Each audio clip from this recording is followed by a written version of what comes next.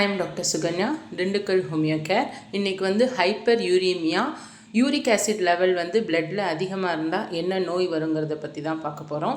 இது வர்றதுக்கு காரணம் வந்து ஒன்று ஜெனட்டிக் ரீதியாக யூரிக் ஆசிட் லெவல் அதிகமாக இருக்கலாம், இல்லை ஆட்டு இறைச்சி, மாட்டு இறைச்சி, கூல் ட்ரிங்க்ஸ், ஆல்கஹால் இதை மாதிரி எடுக்கிறதுனாலையும் வரும்.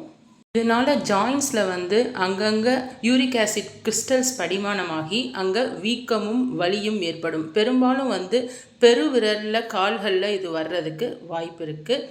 இது மித்த ஜாயின்ஸ்லையும் வந்து இந்த யூரிக் ஆசிட் கிறிஸ்டல் செடிமெண்டேஷன் ஆகி இந்த கவுட் வர்றதுக்கு சான்சஸ் இருக்குது. அதே சமயம் கிட்னியில் வந்து இதுக்கு ஃபில்ட்ரேஷன் ஒழுங்காக நடக்காமல் அந்த இடத்துல ஸ்டோன்ஸாக உருவாகி அது வந்து யூரிக் ஆசிட் ஸ்டோன்ஸாக நம்ம யூரின் போகிறப்ப எரிச்சலாவோ, அதே சமயம் வந்து இடுப்பு பகுதியில் வலி இதெல்லாம் ஏற்படுத்தும். ஸோ இதை அவாய்ட் பண்ணுறதுக்கு என்னெல்லாம் பண்ணலான்னா, தண்ணி நிறையா குடிக்கலாம், விட்டமின் சி ரிச் ஃபுட்ஸ் வந்து சாப்பிடலாம், நேரத்துக்கு வந்து சாப்பாடு எடுத்துக்கலாம். ஸோ இந்த மாதிரி இன்க்ரீஸ்டு யூரிக் ஆசிட் லெவலை வந்து ஹோமியோபதி முறையில் திண்டுக்கல் ஹோமியோ கேரில் சரி பண்ணி தரோம்.